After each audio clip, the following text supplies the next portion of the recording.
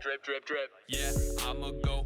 Welcome to Talk Drip, presented by On My Feet, the first social network for hypebeasts and sneakerheads. Do your friends not care enough about your new 11s?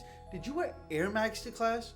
You didn't, but what if you did and no one said anything? Well, download the On My Feet app. We'll say something, because we care. Now available on the Apple App Store and Google Play.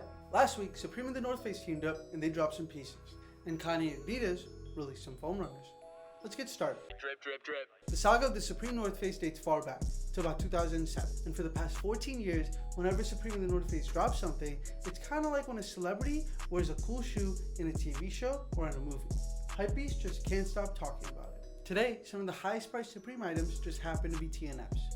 This is one of my favorites, the City Summit series from 2008. If you can find a new one, it'll cost you anywhere from $10,000 to $20,000. I do know for a fact that Drake owns one, but he probably doesn't appreciate it. He probably just wears Stone Island every day anyway. He doesn't care. Anyway, let's talk about last week's Supreme TNF drop. For week 5 of the Supreme Spring Summer 21 season, Supreme and the NORTHFACE teamed up, and they done dropped some pieces. Let's start with the hoodie and t-shirt.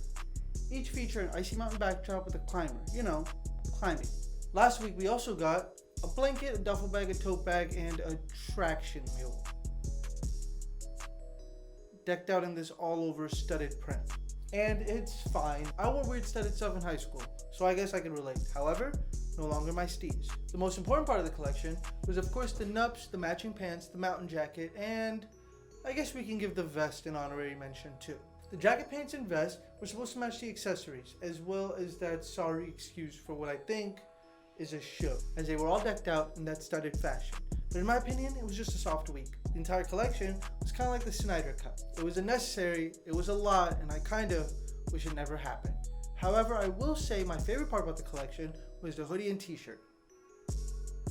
At least the whole thing wasn't a dud. Also last week, Adidas and Kanye West dropped 2 new foam runners. For who doesn't know, the foam runner is Kanye's new experimental clog silhouette.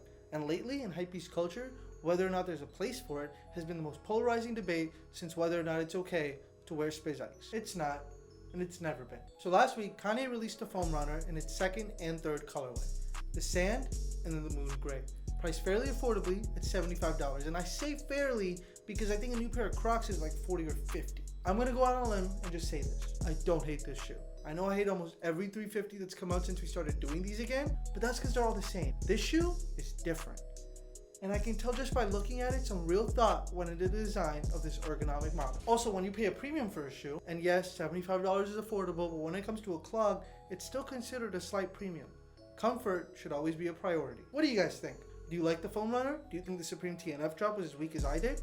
Tell us in the comments below, or slide in my DMs. I answer all of them. And drip, drip, drip. Yeah, I'ma